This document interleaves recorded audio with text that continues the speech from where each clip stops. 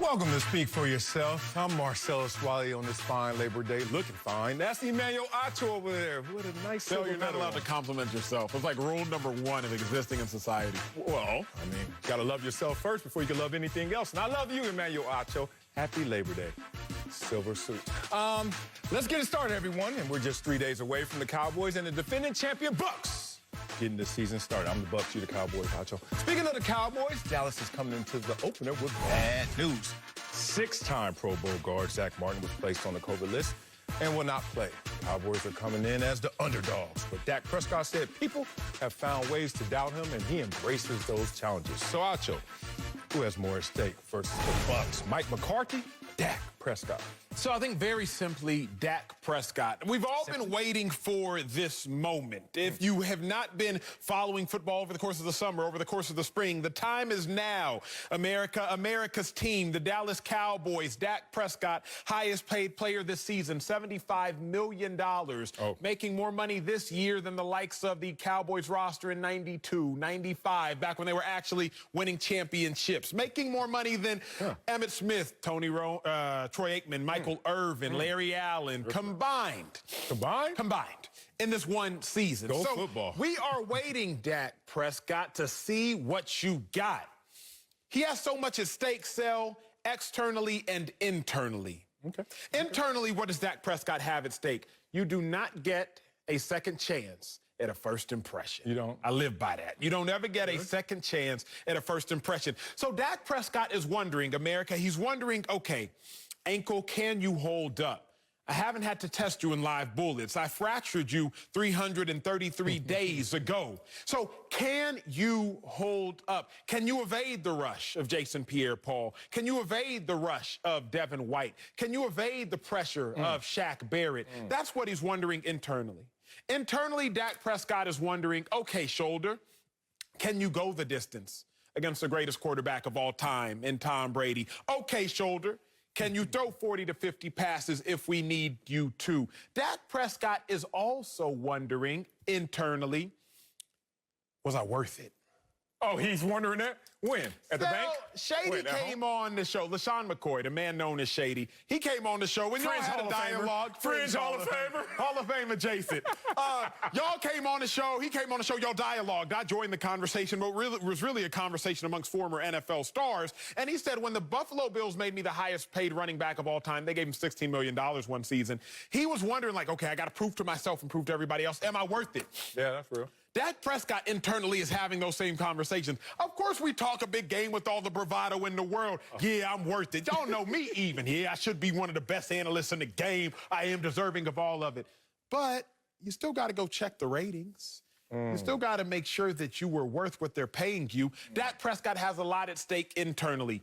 Externally, Sel, people wondering the same questions. People are asking, man, Dak Prescott, $75 million we paying you? People are asking themselves, okay, Dak Prescott, are you still that same pre-injury Dak Prescott? So what is at stake? His internal confidence is at stake, because if that gets shot this game, you will see the repercussions of it. The reason I am not a fan of starting rookie quarterbacks is because 1 ounce of damage they take early on can end up being a pound of repercussions during the course of the season. An ounce of prevention is better than a pound of cure. So Dak Prescott can take an ounce of a shot, an ounce of damage to his confidence, and it may have a pound of repercussion. That is all at stake for Dak Prescott this game, Thursday night, game 1. Okay, strong take. Wrong side, but strong take. You know it's Mike McCarthy. Dak Prescott and that money that he's doubting that he earned still hit a hard reset. Shady and I had a difference of opinion in terms of what are you feeling and what are you dealing with after you get paid. Yeah, you're feeling like, man, the pressure was to get paid. Now the pressure is to show everyone I deserved to get paid. But the reality is, no matter what you do that year, you got a mulligan. Be real. When you get drafted in the first round, like getting paid, when you get big bucks, major investment in you, you get a mulligan. I played with some first rounders that didn't do so well in their first year in the NFL, and no one cared. All they wanted to see was signs, flashes of greatness. And you know with Dak Prescott, whether it's this week against the Bucs or going forward, you're going to see flashes of greatness. But with Mike McCarthy, where are those flashes of greatness? few and far between of late. Now, we're talking of only one of 9 active head coaches that have a Super Bowl ring. Let me see your fingers, super single. No rings, huh? I at least got one. At least I'm committed to something. You know what I mean? And you look at Mike McCarthy, he was committed to winning at one time. They won a Super Bowl in his 3rd year with Aaron Rodgers. That said, look at his record of late. Let's talk about a Green Bay team that went 13-18-1 with that same Super Bowl winning coach his last couple of years. Let's talk about how now Green Bay are 28-8 since he left. Oh, my God. And let's look at the job of the coach, head coach of the Dallas Cowboys. Immediately, it looks like a job of damaged goods. The coaching carousel that we always talk about, even from the great coaches, a Jimmy Johnson, a Bill Parcells, a Wade Phillips, you get down to a Jason Garrett. All you see at that position is reputation bias. You see damaged goods by that title. Why? Because if you're really a good coach and you got a strong will, you won't be there for long. And if you're not, you're just a lapdog for Jerry Jones. What a bad place to be in terms of assignment and title as the head coach of the Dallas Cowboys. And this question actually is intertwined in his answer because Mike McCarthy suffered last year in year 1 because of Dak Prescott's absence. What was their record last year? 6 wins. Oh, did they win a division? No. 6-win team, don't win a division without your star quarterback. We want to give you a mulligan, but the problem is your reputation precedes you, Mike McCarthy. When you were in Green Bay, you were losing the last couple of years. Now you bring that losing over to Dallas. Oh, Mike McCarthy knows he can't hit the hard reset like Dak. Dak just got paid. Mike McCarthy, if you don't win this year, you're on the clock, bro. Okay. I like that take as well. Well, let me first preface with this, Sel. Just because an individual has a ring does not mean that it means a thing, and you know this. What you trying to say? I ain't committed? Shout out to the Brightly all weekend. Rings can be deceiving, and Mike McCarthy's is. Because it is very meaningless. You sound like a hater right now. All I'm saying is this: Mike McCarthy has 4 consecutive losing seasons. I just sound like a truth teller. If a truth teller makes me a hater, then I'm going to have to be a hater, Marcellus Wiley. But I'm a truth teller. What's biggest thing that's at stake is this. Wow. Cowboys fans, y'all know this, Sel. You told me this. If Dak Prescott would not have gotten hurt last year, many Cowboys fans believe the Cowboys would have won playoff games. For some reason, we have it in our head. If Dak Prescott wouldn't have gotten hurt, the Cowboys would have gone 12-4, maybe 13-3, as though they hadn't lost 3 games with Dak Prescott at the helm. But we have convinced ourselves that if Dak Prescott was healthy, the Cowboys would have fared much differently. Well, now, Dak Prescott is healthy. Okay. Well, now the Cowboys are facing the Super Bowl champions, the greatest litmus test of all litmus tests. Super Bowl champs are coming back. Cowboys, you're seeing them week 1, and they're returning all their players. Yeah. So they are still at the same Super Bowl caliber. It's one thing to be the Super Bowl champ and their star quarterback retires, their running backs retire, etc. The Bucs are coming back as good as they left. So Cowboys will know just how good they are on Thursday. So with that being said, Dak, what you have at stake is this perception. Because there was a huge perception that if Dak wouldn't have been hurt, the Cowboys would have fared much better. I'm with you, Well, Dak, you're not hurt now. You ain't hurt. Dak, you facing the Super Bowl champs. Dak, you're good, and so is everybody else outside of Zach Martin, Lyle Collins, etc. You know what I mean. What do you mean? You know what you mean? 6-time Pro Bowler. As I look at it, what is at stake is this perception that Dak Prescott was going to change the trajectory of the Cowboys. This perception that Dak Prescott was going to majorly elevate the Cowboys in the win-loss column. Because at this point, you're back, Dak. There ain't no more excuses. You're back. You got the money that you had been longing for. CeeDee Lamb is here. Amari Cooper is here. Michael Gallup is here. Leighton Vander Esch is healthy. Jalen Smith is supposed to be healthy. DeMarcus Lawrence is supposed to be healthy. Let's go. You're back. So it's time to show up. You dropped a bottle of beer at what time? You know you done funked up, don't you? You know you done funked up, don't you? People will get that at home. Here's the thing. I know you are the king of hypotheticals, and I want to play a hypothetical Please with do. you. And please be real, sis. You can tell you're working on weekends, too, now, doing all that college football, because you come in here well-oiled, boy. You better calm down. Mondays, we're supposed to take our time, build it up. Here's the thing. Hypothetical, Mr. King. If they win, who are they going to praise? Dak. Yes, you know why? Because he was absent last year. And look at them against the Super Bowl champions. See, I told y'all, man, if Dak would have played last year, blah, blah, blah, right? If they lose, who gets criticized? Dak. No. If they lose, here we go again. Dak's healthy. Dak played. Dak's back. And then, damn, this is all he gets to work with? This is the plays you're calling? You're saying McCarthy. I'm saying McCarthy. Okay. And you know why I'm saying McCarthy? Why? Because that's the answer. And because that's the truth. And the point being, you're answering the question, who has more at stake against the Bucs?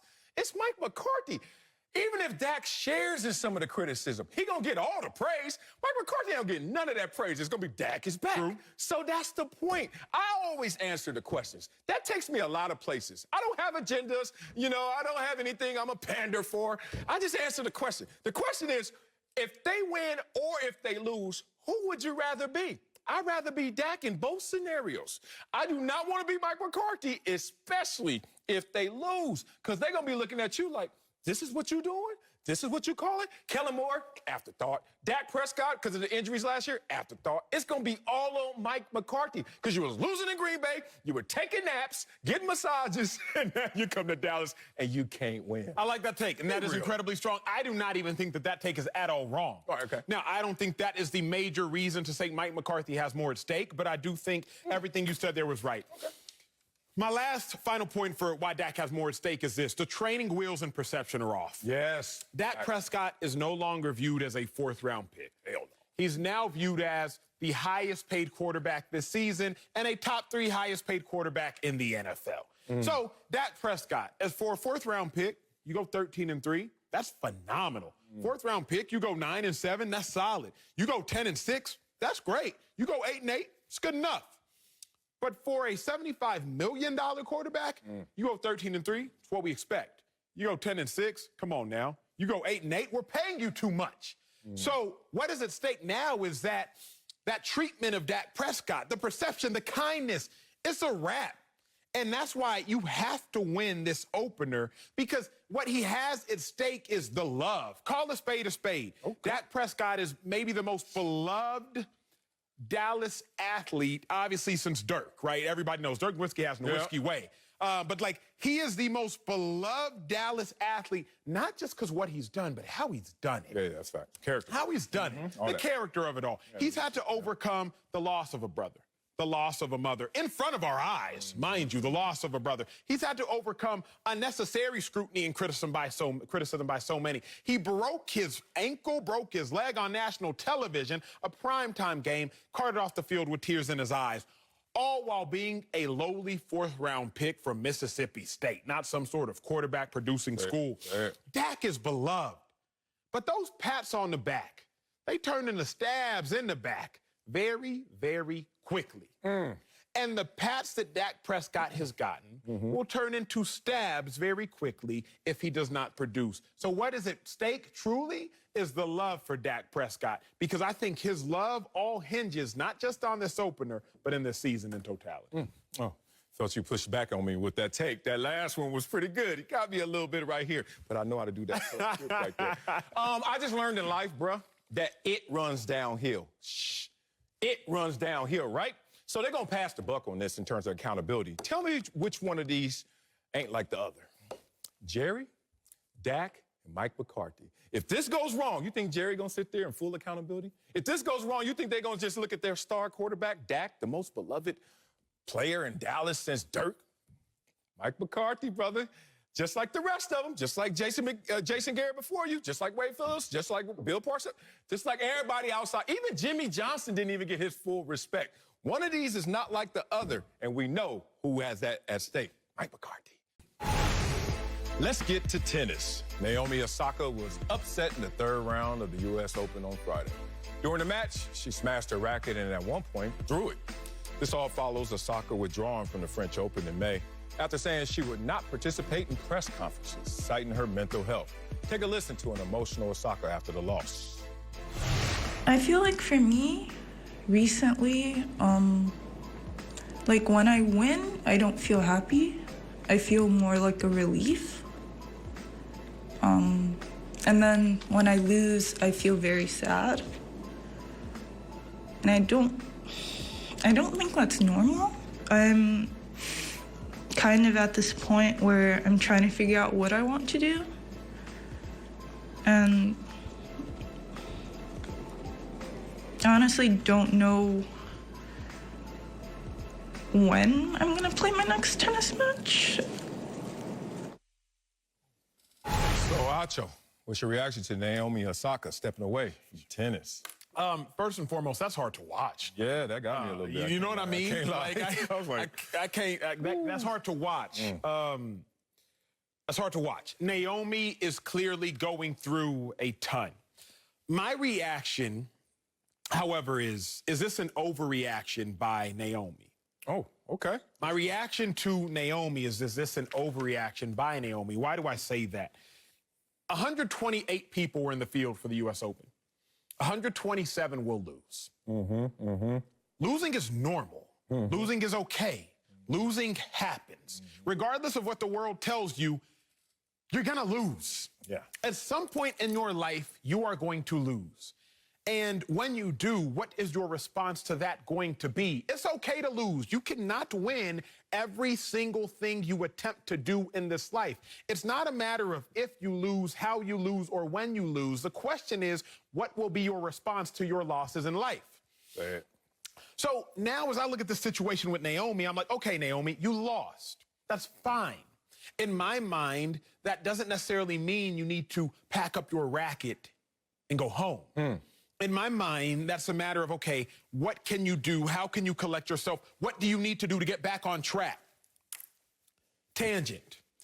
It also makes me think, and it's a testament to, man, it's hard to be great. Say it. It's hard to be great. Start like, there. I got so callous to excellence. Michael Jordan, LeBron James, Serena Williams. Self, can we be real? Oh, yeah, we better. You from Compton, she from Compton. Serena Williams. We used to call Serena a man for about 10 years. And by we, I mean the people, social media, the industry. Oh, she's too buff. She built like a man, huh? And then, being really real, I saw this at least. Serena got clowned when she started dating someone who was appearing white. Okay, we got over that. Then she got clowned when she was married to someone who appeared white. Then she got clowned for having a mixed kid. All the while being one of the second most winningest tennis player of all time. So this instance with Naomi has really just reminded me it's hard to be great. Yes. Last thing I'm going to say on this first lap, because I know you and I, We're gonna go back pun and forth. intended, are about to rally this one back and forth. Play a little tennis. Naomi. So it's so, okay. You're never 100% physically healthy, ever, in sports. You are never 100% physically healthy. Even you at home, go work out today. And go do a workout you don't typically do. Shock your body. If you're a runner at home, go today, lift some weights. If you lift weights on a daily basis and you're watching the show, go for a 2-mile run. I promise tomorrow you will wake up sore. I guarantee it. Now, because you're sore does not mean you cannot function. You've just shocked your body physically. See, there's a difference in sports between being hurt and being injured. Say if you're injured, you can't go. But if you're hurt, you can push through that. It's time we start to address physical health, mental health, the same way we address physical health. We have to understand there are injuries with the mind. But just like there are injuries and you can be hurt physically, you can be injured physically. Thus, you can be injured mentally, but you can also be hurt mentally. What do you need to push through because it's a part of it, and what do you need to take a step back and recover from?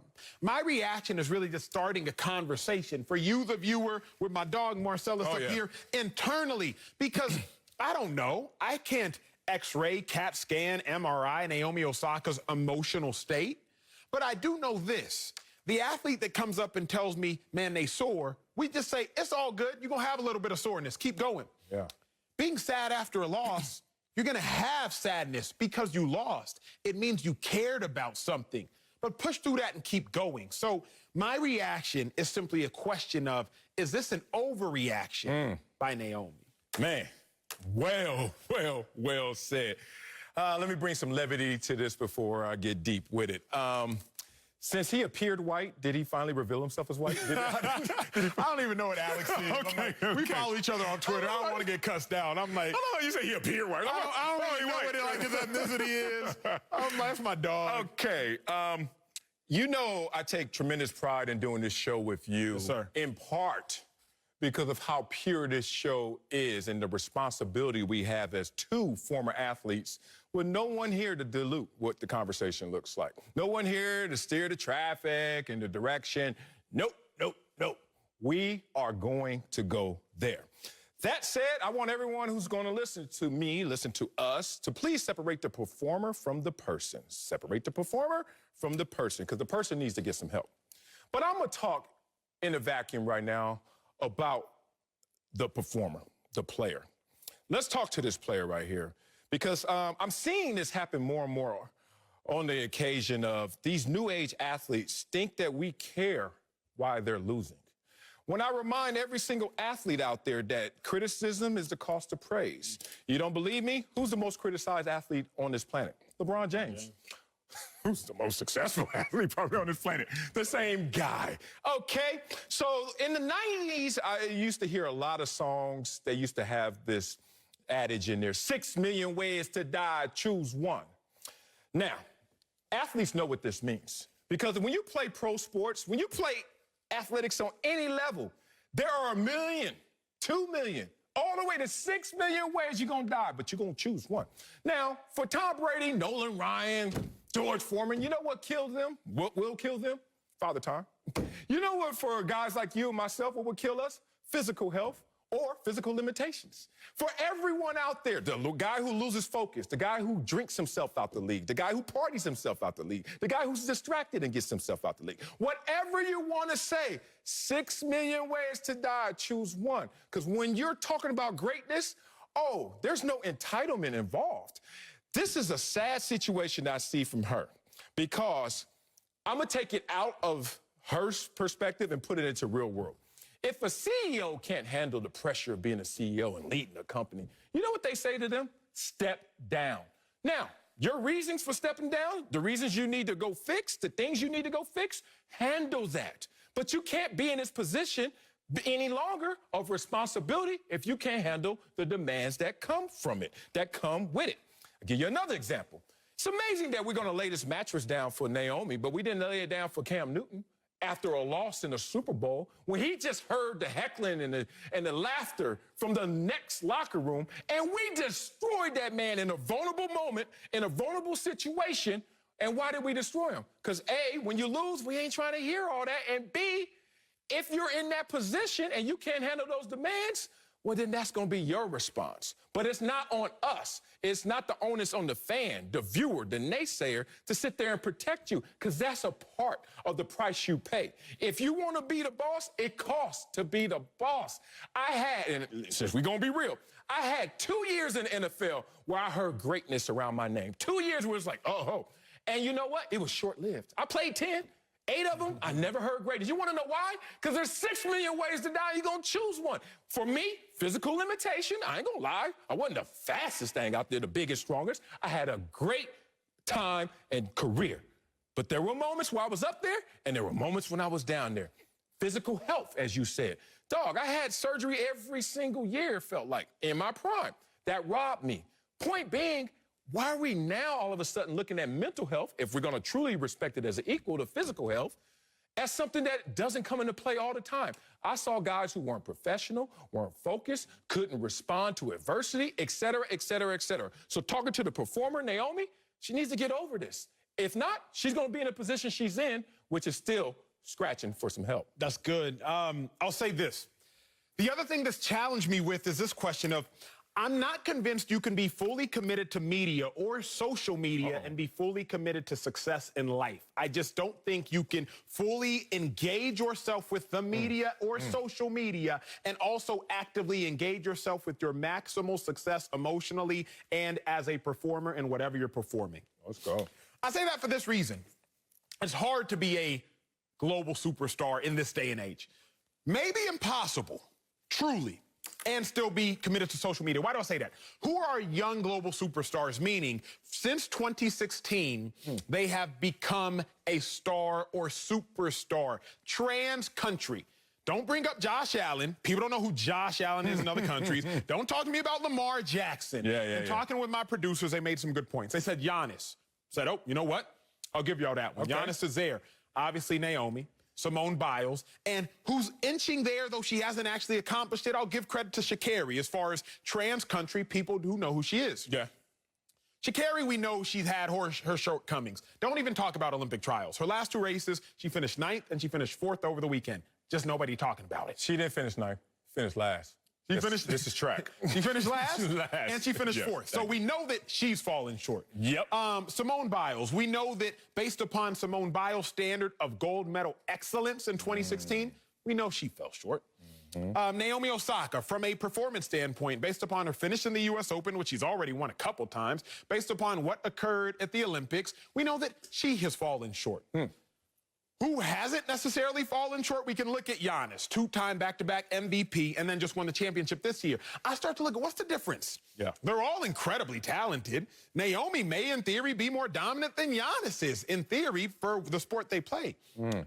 Giannis, what does he follow? All of 9 people and is a recluse? Is literally saying, like, hey, you know what? Y'all got that. Yeah. Whereas some of the others, they lean into the media even more. Naomi, we know she doesn't like to talk. She said that. She's made that abundantly clear. But to your point, we saw the Time interview. We saw the cover of Time, the cover of Vogue, the Netflix special. I'm not sure when they shot nor recorded those things, but I do know this. If you put yourself out there, people are going to shoot at you. Oh, yeah. Can you handle the arrows that they start to shoot?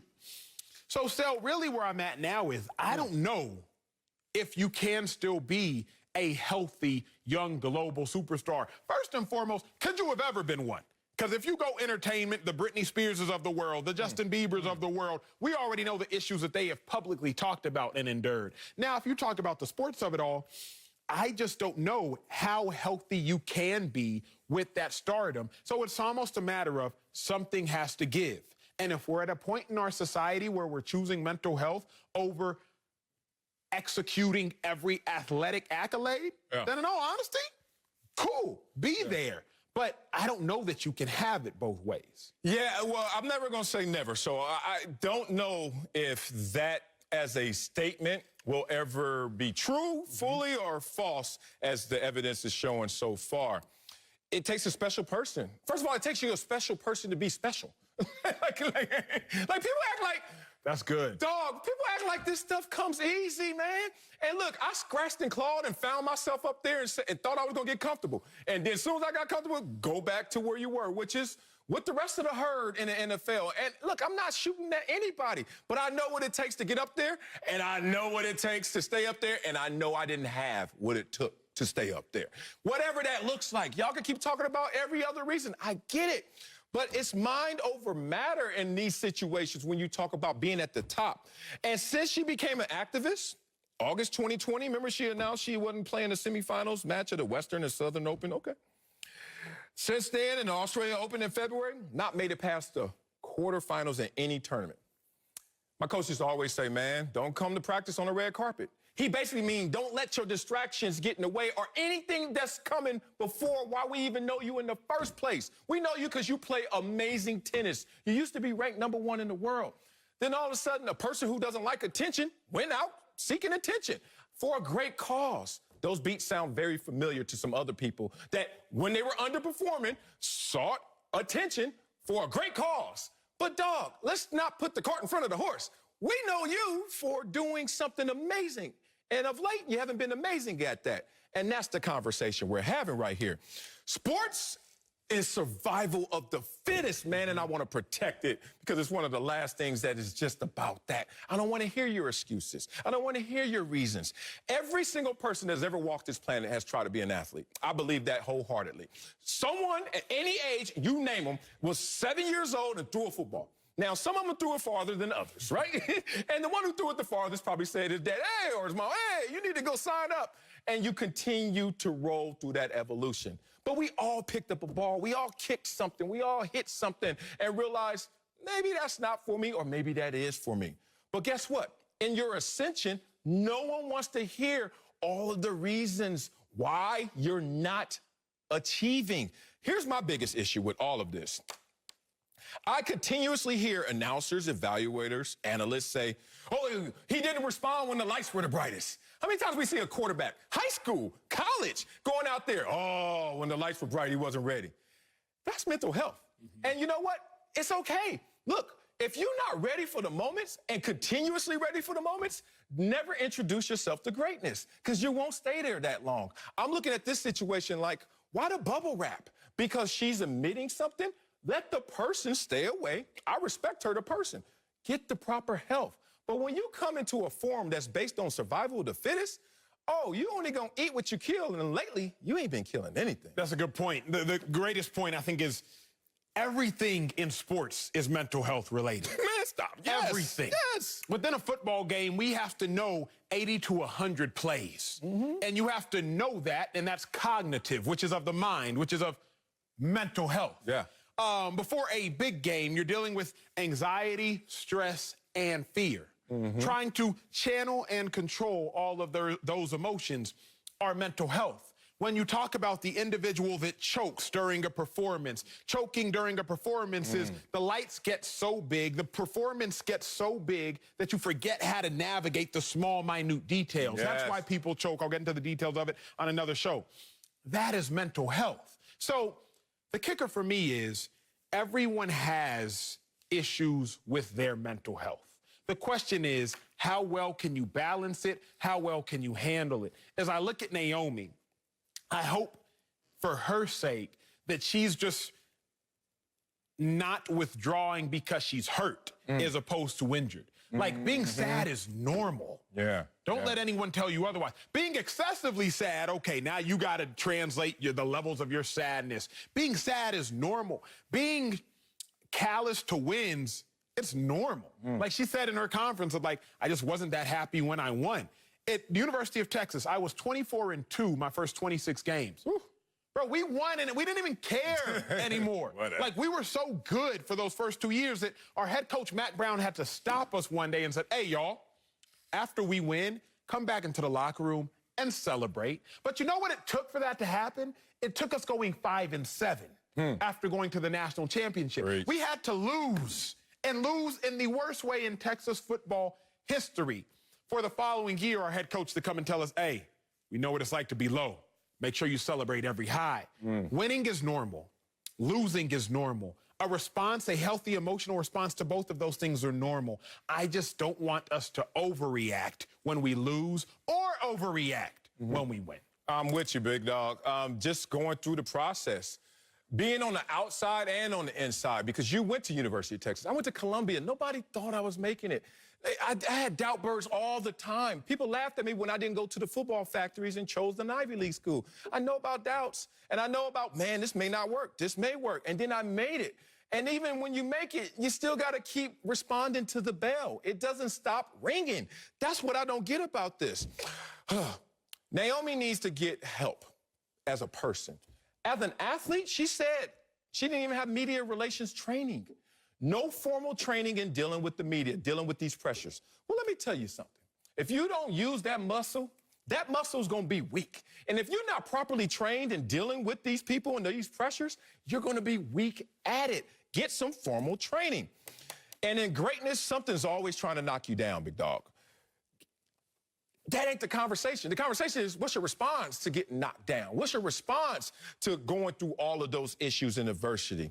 And it's crazy because it always comes down to some blend of physical and mental attributes, deficiencies, whatever you want to say, mental, physical health, always. This is why you won't get a Dr. Dre album. This is why you won't get a Detox. This is why Andre 3000 is not rapping and doing a special project, because I had conversations, intimate conversations about these situations with people, them, and even one of them.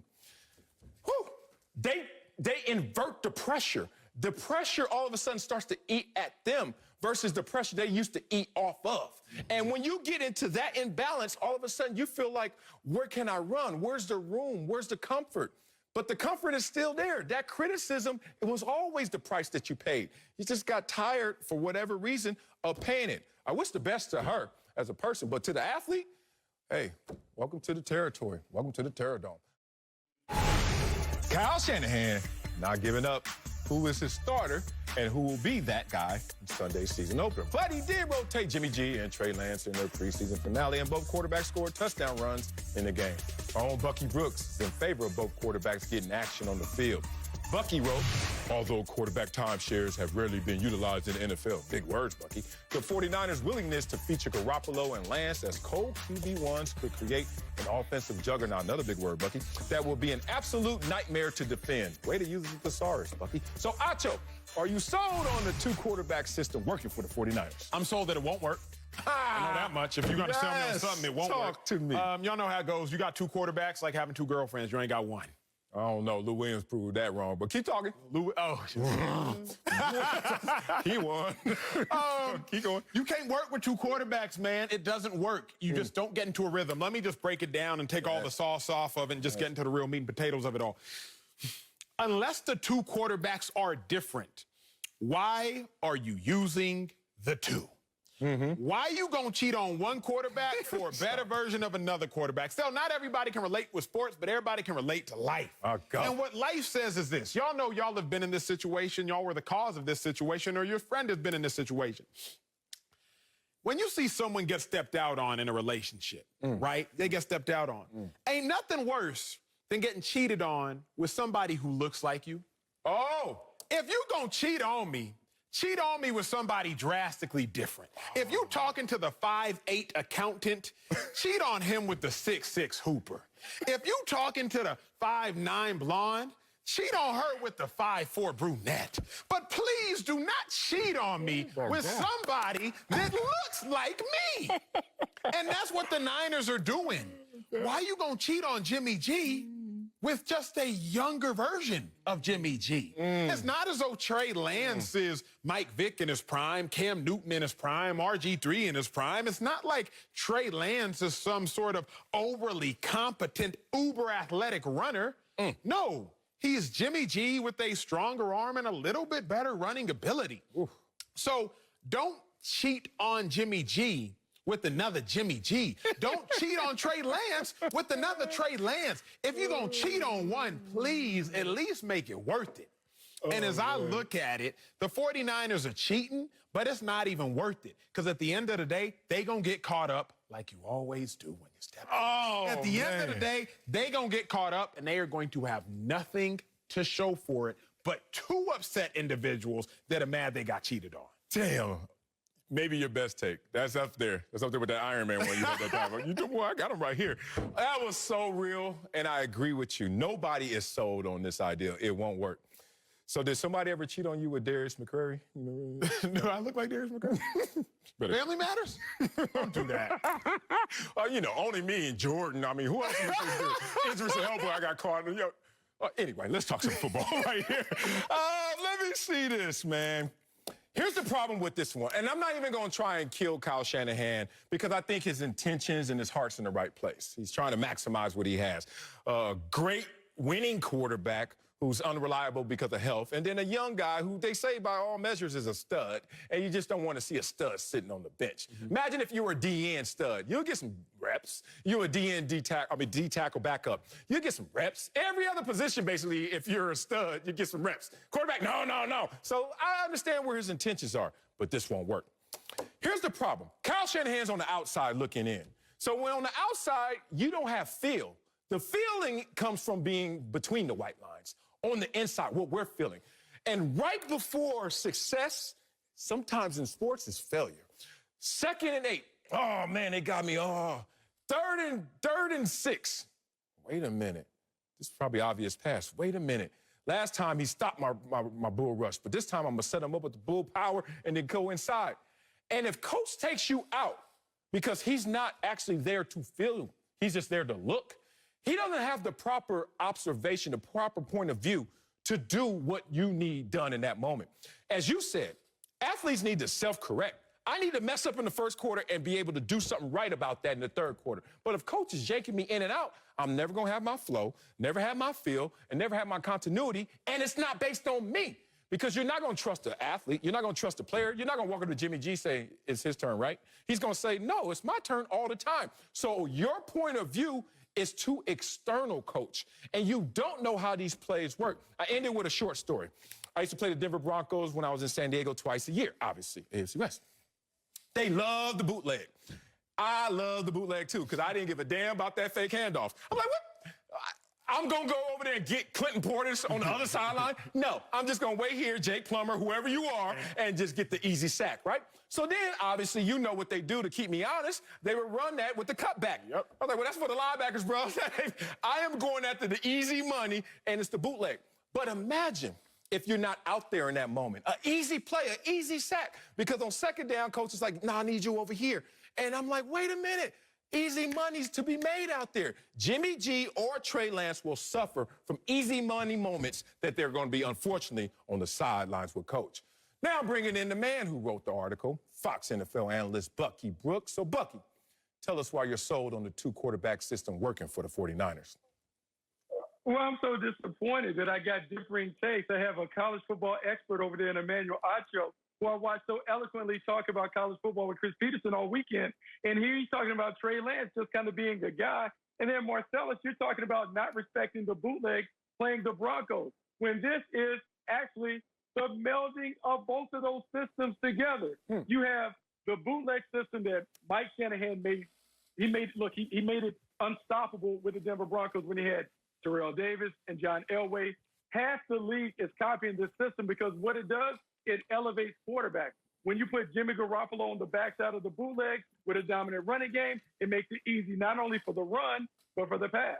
Now, when you add Trey Lance into the mix, you get to do all the fun stuff that we see on Saturdays, all the stuff that we oohed and on about all weekend. We get a chance to see that. Power read with the quarterback, zone read with the quarterback, zone read keep, and all that other stuff. What you have done is basically you have taken the Shanahan system with a sprinkle of what Baltimore has done to be the back-to-back leading rushing offense in the National Football League. You put that together, and you put it together with a cast of hybrids: George Kittle, Kyle Juszczyk, Deebo Samuel, Brandon Ayuk, all of those running backs. You now have an offensive system that is a nightmare to defend. And so while you guys are talking about you can't do it with two quarterbacks because when we got two quarterbacks, it means you don't have one, I know this. In 1971, the Dallas Cowboys alternated Craig Morton and Roger Staubach and won a Super Bowl. Yes, I was born there. I was alive. So they've done that. And so when I'm looking at the system, I go back to Kyle Shanahan and what he did with Washington. Kirk Cousins and RG3. RG3 won the Offensive Rookie of the Year that year, too, just in case you're paying attention. So when I think about Trey Lance and Jimmy Garoppolo, it gives Kyle Shanahan an opportunity to bring it all together and to finally be recognized as the offensive wizard and genius that we've anointed him.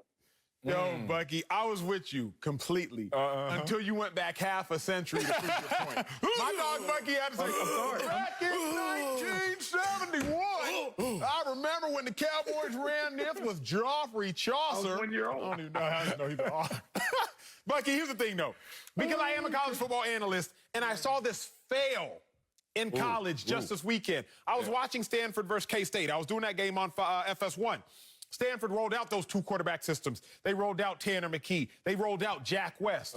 Because they rolled out those two quarterbacks, neither player got into a groove, and I saw them fail terribly. Now, remember, Stanford Stadium and over there in Palo Alto is only 19 minutes driving from where the Niners play at Levi. So don't think that these ideologies may not seep into one another's brain and seemingly both fail. Obviously, Trey Lance, Jimmy G, better than those quarterbacks. But what I know is this much.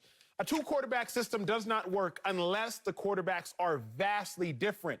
Because as a defense, I'm really just preparing for the same thing. And if I'm preparing for the same thing, then it's not putting more stress on me as a defender. Thus, it's not helping the offense at all. Yeah, I'm not feeling that either, Bucky, even though, hey, the results going to speak louder than all of us talking up here. But I'm not into mixing recipes, as you were talking about. Oh, you borrow a little over here, borrow over there, and oh, you got something. Because Grandma Blackie, the way she was making that food, and then Auntie Tosca, you can't combine the recipes. You eat one day, one the other day, because they don't always go together.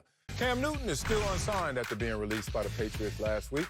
Now we're hearing some details that could have led to the breakup. Former Patriot Rob Ninkovich said rookie Mac Jones was, quote, basically helping Cam learn the playbook. Ouch! Ninkovich added the rookie had less mental errors and Cam did not run any 2-minute drills or no huddle. Damn. Acho, is it something or nothing that Mac Jones, was helping Cam learn the playbook? I'm going to say nothing. First off, I'm going to say nothing. Here's why, Sel. Come on, man. We play football. here's why. You are not about to do this. Let's put this in context. Okay. In context. I came on the show, and you told me, it's a true story. No, this isn't just whatever talk. So when we during Are you wet snitching? No. Oh, okay, during good. commercial breaks, we can look at the prompter read for what we are going to have to read when live television comes on. Yeah. I typically choose not to. What do you mean typically? Right? You never. What Okay, you mean? I'll be on Twitter. I'll be talking Shanks to y'all. heard you. I would just, as soon as the words come up, I would read them. I'm telling on myself, America. Yeah. One day, Marcellus Wiley, my dog, he looks at me and says, "Hey, Acho, I know you don't read the readings during commercial break, but what I do is I skim and I look for any words that I'm not familiar with. You Check put the me on words. game. You Yeah. check the words. You, in that moment, help me with television. But it would be hyperbole at best to say that, man, Sal really taught Emmanuel how to do speak for yourself. You helped me Yeah, in that moment with TV, Right. obviously, and I'm not too proud to admit that, but it could get run away with if someone was like, man, Marcellus taught Emmanuel how to read on television. So that's how I feel about this take. Did Mac Jones probably and potentially at some point in time say, hey, Cam, when we run this flood concept and we're overloading a zone in cover 3, maybe try reading the safety high to low instead of reading the corner low to high. Maybe look at the inside linebacker and check if he's sprinting to that flare route before you throw the 7 route. Maybe he did help him with the concept. Hey, when I was at Bama, we loved this play. And based upon what I learned at Bama using this similar concept, maybe do X, Y, or Z. Did he help him in that moment? Sure. But what I'm not going to do is take what could have been as minuscule as that and run with it into thinking this 23 or 22-year-old Mac Jones is teaching 31-year-old Cam Newton how to play football in New England. Oh, I totally disagree with you. But in that scenario, I'm Cam Newton, right? But 2015, though. Not like last year, Cam Newton. I'm Cam Newton. That happens. I don't know what NFL you played in. This is something. This is what? Let me start here.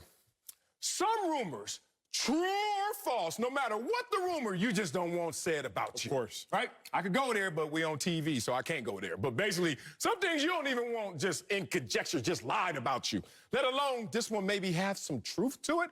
Oh, this is horrible. Cam Newton is a second year in this system, a former MVP, second year in the system. And a guy who's been there 2 weeks is helping you? In my NFL, me walking up to Bruce Smith, hey, you know, Bruce, I know you've been playing that 3-4 a long time, and, you know, on your double teams, you need to go flip the hip a little. Bruce be like, excuse me, Dougie Fresh, what are you talking about, rookie? So I'm not saying it's out of the realm of possibility that you can insert something of knowledge to a veteran. But damn, a veteran you're competing against, a former MVP who's been in the system, I don't know what you could tell him. But obviously, there was something said. Now, I do agree with you here. There's some hyperbole going on here. Come on now. Let's be real. Because, Cam didn't do any two minutes. Cam didn't do any no huddle. You know what also Cam didn't do? Have any rushing attempts during the preseason. Because they weren't playing to his strengths in full. They weren't trying to show their hand in full. Yeah, they were playing the starters, but it was out there with a skeleton crew in terms of the philosophy. So I don't want to buy all into that. But damn, let's just talk player to player. Yes, sir. This happened in Seattle, I'm sure. Matt Flynn sitting there like, I just got paid, and Russell Wilson shows up, third rounder. And Russell said, well, you know, I think the way, go Hawks. I think the way to go Hawks. And then told him something, took his job. Same thing just happened just now. But when that happens, that is so damning. I'm hoping this didn't occur for real with Cam Newton. Even if it did occur, though, it doesn't matter. It does matter. Here's why it doesn't. Let's talk ball, okay? We're taking you inside the locker room. We are here you liar. now. Liar. I know players that have led the league in sacks, in the division at least, lead the league in sacks in the NFC. And I have seen them be taught X, Y, or Z something. Because you can lead the league in sacks. That has nothing to do with your dropping at all. No, that's real. So if I'm looking at it, I've taught my dog Michael Kendricks, one of the most athletic players I've ever seen, was one of the highest paid linebackers over the course of a period back in 2014. I would teach my dog a lot on the field, and he would teach me a lot on the field. He was drafted to Philly. I showed up in Philly. When Chip Kelly got to Philly, Kendricks was already there. They traded for me, so I arrived later. But I would still help my dog through some coverage concepts, et cetera, et cetera.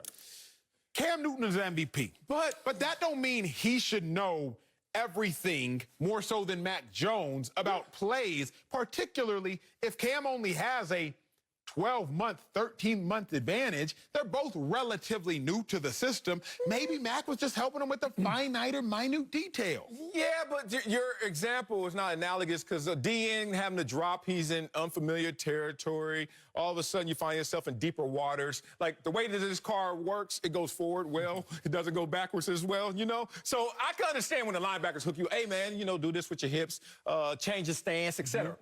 Cam Newton, there's nothing that is going to occur in the system that you haven't already dealt with. And if it's something new, then why are you going to the rookie, or why is the rookie coming to you? More importantly, they said he was making more mental errors than the rookie. So forget that I should know more than you. I shouldn't mess up as much as you. I shouldn't mess up more than you. You're a rookie beyond anything. I don't care how great you are. And I've seen some rookies hit the ground running. LaDainian Tomlinson. Oh, my God. He's like, day one. We seen it at the quarterback position. Big Ben, when he was there and Tommy Maddox was there, it's like, well, Big Ben's going to tell you something. But it doesn't always work that way. You think Daniel Jones, when he took Eli Manning's job, it's like, hey, Eli, come here. You know, on that concept route right there, like, he ain't teaching Eli jack. So the thing is, this is damning. Admit this. If it gets out that a veteran, a former MVP in a dogfight for his job is making more mental errors and is being taught something by a rookie, this is what undermined his opportunity. I'll give you that. You give me that? I'll give you that one. Okay, so who am I now? Cam 2015 or Cam last year? The Cowboys open their season in 3 days, and it's against the defending champion Bucs. But they got some bad news leading up to the game. 6-time Pro Bowler Zach Martin was put on the COVID list and will miss the opener. Now, the Cowboys will have quarterback Dak Prescott back under center, but the offensive starters have not played together all preseason. Now, Zeke Elliott spoke about playing without Martin, saying, quote, Zach's our best player on our offense. It's disappointing, but you can't harp on it. Can't let it be more than what it is. I mean, definitely going to miss him. Definitely wish he was out there. But we still have a game to go play, and we've got to try and get the job done. Close quote. Our guy, Bucky Brooks, is back. But, Sal, how much trouble are the Cowboys in without Zach Martin? I don't think much trouble. Now, I want to be hot takey on this one. I can't lie. Because I'm like, a guard, a tackle, one player? Come on, man. We really going to, like, go down that road of their chances are doomed because Zach Martin's not playing? But it's not so much physically he won't be available. It's mentally what he will allow the Cowboys to do. When you have a mattress of an excuse, it's kind of hard to commit to the process, and it's pretty easy to lay on that mattress as an excuse. I give it to you like this. To be a running back, as I was my entire career up into the NFL level, yes, as a senior in college, a running back, you got to commit to the running game. You hear it all the time. It's cliche. You got to commit to the process of running the football. You don't try to hit home runs in football through the running game. At first, you just try to get on base. Base hits, and then you strike for the big one. Without Zach Martin there, will they commit when they have failure early on in the running game? Will they commit to going out there in terms of protection for Dallas and then all of a sudden getting out of their game, out of their playbook, out of their philosophy, and just put it all in Dak's hands and say, hey, we need 50 attempts from you, Dak. We're not committed to the running game because of the loss of Zach Martin. What happens when they're getting compromised in the interior because of his absence as well? So that commitment, I think, gets undermined when you lose a star player up front. Not so much in the production, but just because you start to realize, hey, we ain't got it today. And will they get out of their way and all of a sudden become a different team in identity? Man, how much trouble are the Cowboys in versus the Bucs without Zach Martin? Well, I'll tell you this much. They were in trouble with Zach Martin. So, they're in trouble without him. Now, why are they in trouble without Zach Martin? Because Zach Martin is an all-pro guard, all-pro, greater than Pro Bowl. So let me give him his real respect. Right. But beyond that, he bounced out to right tackle last year when the right tackle got hurt. So Zach Martin has positional flexibility. Now, I'm not going to harp this whole segment on Zach Martin because, for the most part, y'all might not know who he is, and I ain't going to bore my people. But I do know this. La'el Collins, questionable to play. He's their right tackle. Zach Martin, he's out. He's their guard. So as I look at it, there's really no difference between this Cowboys team and the Cowboys team we saw the first 4 weeks of last season. Cowboys team first 4 weeks of last season didn't have La'el Collins. Tyron Smith, he got banged up. Zach Martin was present, but their offensive line was banged up. That's why Zeke wasn't running the ball, not because Dak wasn't present. First 4 weeks of the season, Zeke still couldn't do anything because the offensive line was hurt. the same offensive line is still hurt. Dak Prescott is there with CeeDee Lamb, Michael Gallup, Amari Cooper, just like he had them last year. So the Cowboys are in just as much trouble or are just as safe as they were the first 4 games of last season. But if you recall, like I recall, they were 1-3 the first 4 games of last season, and they did not play the Super Bowl champs, bringing back all 22 of their starters. So, yes, the Cowboys are in trouble without Zach Martin, but they were in trouble either way. Well, you know what? I would say that they would be in trouble if they didn't have a top 5 quarterback in place in Dak Prescott. The quarterback can eliminate and erase some of the issues. Acho, I think you made my point for me because you said, oh, I remember the last 4 games of last year when they didn't have the offensive line, but they had Dak Prescott. They averaged over 30 points a game. Dak Prescott was averaging over 400 passing yards per game. Now, they didn't win, but they didn't have Dan Quinn. They didn't have the same defense. So we can't put that all on Dak Prescott. So, look, it's problematic, but when you have a quarterback in place that can erase some of the issues that you're having in front of them, they will be fine. Dak Prescott, this offense will continue to be okay, even though they may be down an all-pro guard and maybe a solid starter in Leo Collins. It doesn't matter because when number 4 is in the game, it makes everything okay for the Cowboys offense. Yeah, but the problem is when number 12 is in the game, too, he makes everything go well for not only his offense, for his team. Got to give Acho some respect on that one. Tom Brady's never lost to the Dallas Cowboys. Good Lord. Think he got confidence going against these dudes? And would you have confidence if this was your starting front 7? Ndamukong Suh, Vita Vea, William Golston, Jason Pierre-Paul, J.P. Devin White, Levante David, Shaquille Barrett. Wait a minute. Your front 7, we know all of them? Like, you know, usually I play defense. It's like of the front 7, you know 3, 4 of those guys. You know all 7 of these guys because they're all ballers. Now, how are you going to attack them? Not through the running game. Zach Martin's going to be missed because not only are you missing him, they had the #1 rush defense last year, but 21st in pass defense. So you got to go through the air, to your point, Bucky, of using Dak Prescott. If he's top 5, he's going to have to look top 5 for this to be a real game and have some respect in it because without the guy up front, you lose confidence. But it's not about the confidence you lost. It's about the conviction and the commitment to running the football. If they try to go out there with just Dak Prescott beating this team and no Ezekiel Elliott, oh, this is going to be over before halftime, Buck. Well, no, it needs to be a balanced approach. They have to at least up the carries. And so this may be a game where it's not about the rushing yards, but more so the rushing attempts, just to slow down that pass rush. You talked about the front 7. Don't forget, Devin White had 9.5 sacks last year. So it is going to be an issue because one thing that Todd Bowles loves to do, he wants to bring pressure. He wants to bring it from every angle. They're going to attack the Cowboys front line. But here's the thing, and here's what the Cowboys have to get back to when we think about throwing it all over the yard with Dak Prescott. Quick rhythm throws. Because the matchups on the outside favor the Cowboys. Because the Buccaneers don't have guys that can match up with CeeDee Lamb, Michael Gallup, and Amari Cooper and play them in man-to-man. Even when they had their success in the Super Bowl, it was zone. And it's because they could attack with the front 4 up front. But if they protect Dak Prescott, the advantages go back to the Cowboys because their guys on the outside are better than the Buccaneers on the outside. And I don't care about you making that face, Acho. I'm just spitting facts. I'm just spitting facts when it comes to those guys. You're not going to disrespect me and disperse me with that little sad face that you give me. Here why I gave it to you, Bucky, because it's a huge if. Right? Tyron Smith didn't play ball the majority of last season. La'el Collins, the Cowboys' right tackle, he missed all of last season with a hip injury, got a stinger on August 18th, returned on the 19th, stinger again August 27th. Connor Williams, he just got activated, the Cowboys' left guard. He got activated off the COVID list. So what you're telling me is if the Cowboys can protect Dak Prescott, well, your left tackle hasn't played ball in a year. Your right tackle hasn't played ball in a year and a half. Your right guard is about to miss time with COVID. Your left guard has missed the last week with COVID. So the 4 of 5 starters, you got question marks on. Of course there's going to be a question of protecting Dak. So you're not wrong, but you're just banking on a gigantic if. Look, I don't know. Super Bowl hangover versus fresh legs. Sounds like to me, if I've been out for a year and a half, I'm ready. Boy, them multiple stingers, that retired me. Better be careful with that. It doesn't sound like it's hurting y'all, but trust me, them stingers, painful. College football came back in a big way this weekend. Number 4, Ohio State, got off to a great start with a win over Minnesota. Penn State upset number 12, Wisconsin in Big Ten action. Great game.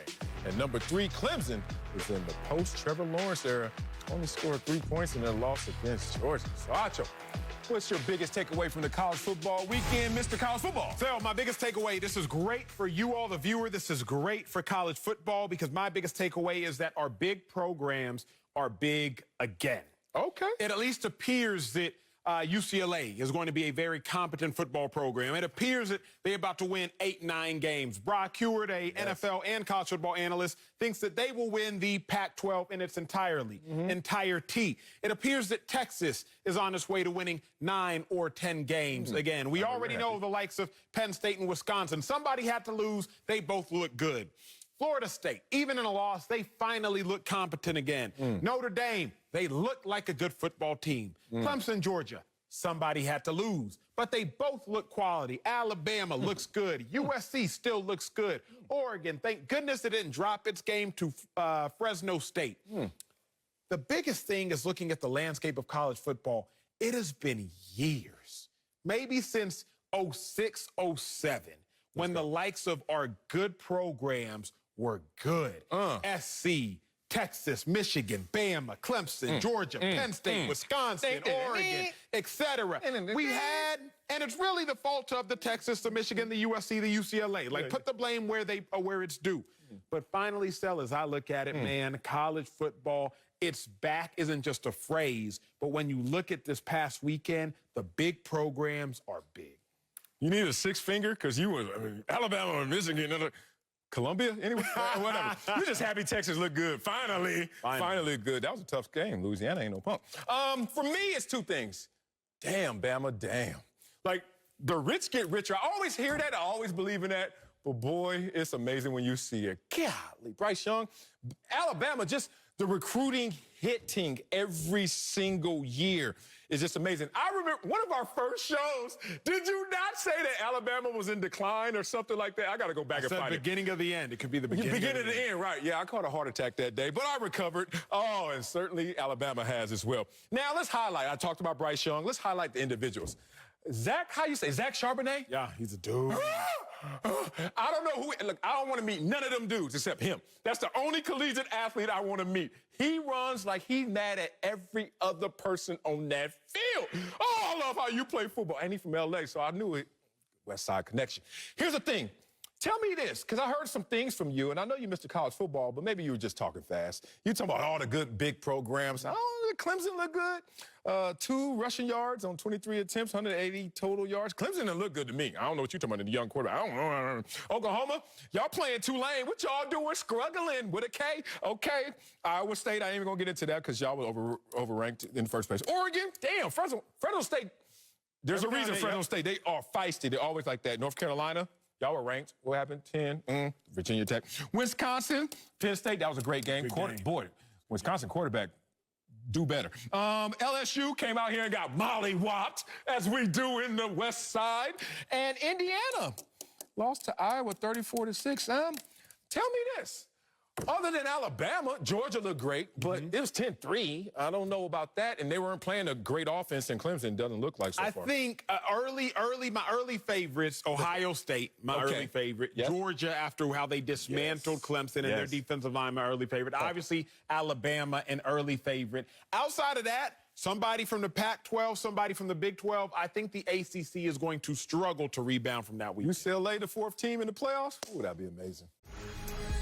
The Nets and Lakers keep stacking their rosters this offseason. Now, L.A. made several moves, and now reports say DeAndre Jordan is joining the purple and gold. Traitor. The Nets have new pieces, and now LaMarcus Aldridge coming out of retirement to rejoin Brooklyn. Been cleared from his heart issue. So, Sel, who's winning the offseason? Is it the Nets or the Lakers? Oh, come on, man. It's the Brooklyn Nets. They added players that's going to complement their roster better than the Lakers. No shots like at... who? Like who? 1, how about just getting Kyrie Irving healthy? You forget about this. 2, how about James Harden just coming back healthy?